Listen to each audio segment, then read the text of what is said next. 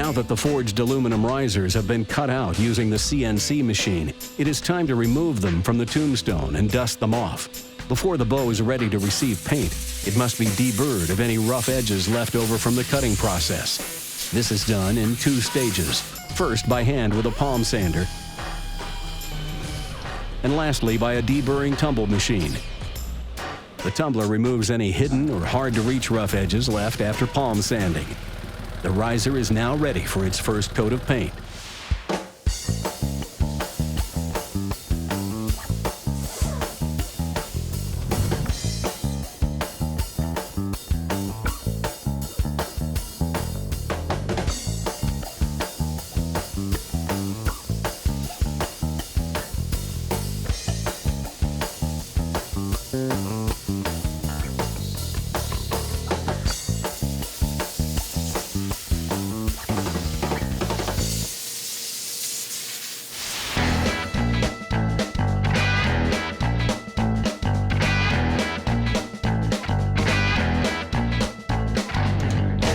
That's not good.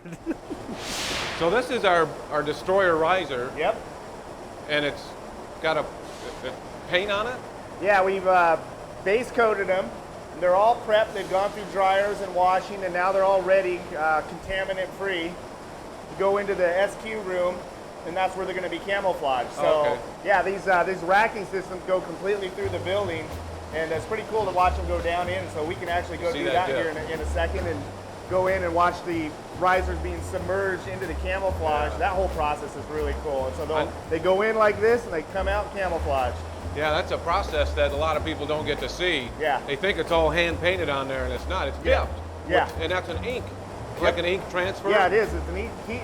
There's some rollers in there that have rolls of whatever camouflage film that you want. Right. There's an activator, which is a liquid, and basically as the film rolls into that activator, it allows it to be released on a pool of water. Okay. So the water is holding the camouflage on top, and what actually happens is the riser will go down on top of the camouflage, and the water is what wraps it around into all the cutouts and stuff. Right. Maybe we can write your name on one of these real quick, and it'll come out that way, huh? I see they're all plugged and stop the stuff from going into the threads. Yeah. We're good. So Let's go down and we'll go watch it go into the tank. All right.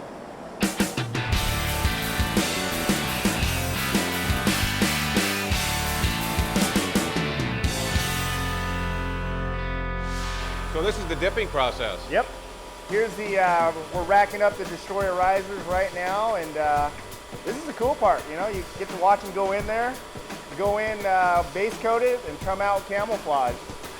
I can't believe that's ink, and it goes totally around it perfectly. Yeah, you know, water's an awesome tool to use to wrap around and applicate, and it just bends that camouflage around and through all the cutouts real nice. Yeah, and it'll fill every crack and crevice just perfect. Exactly. Wow. While you're in here, you get to lose a pound or two. You know, it's a little warm and humid in here.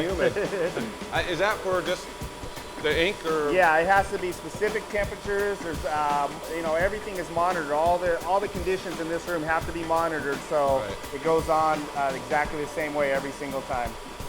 Wow. Pretty cool, huh? Yeah. So that just about does it for our riser.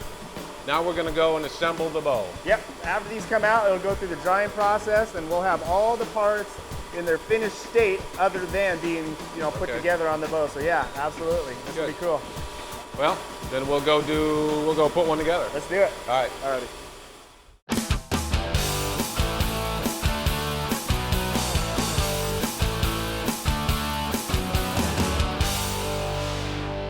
So John, we've seen everything so far. We've seen the machining of the limbs and the dipping process, which was cool, by the way. We really like that. Absolutely. So now, what's happening? I mean, obviously you're holding a finished product here. I know you're kind of partial to the 82nd Airborne bow, but you know, I am pretty confident that once you get your hands on this finished product and start shooting, you're going to have a good time with it. And this bow right here, here's the pieces that put it together. Right.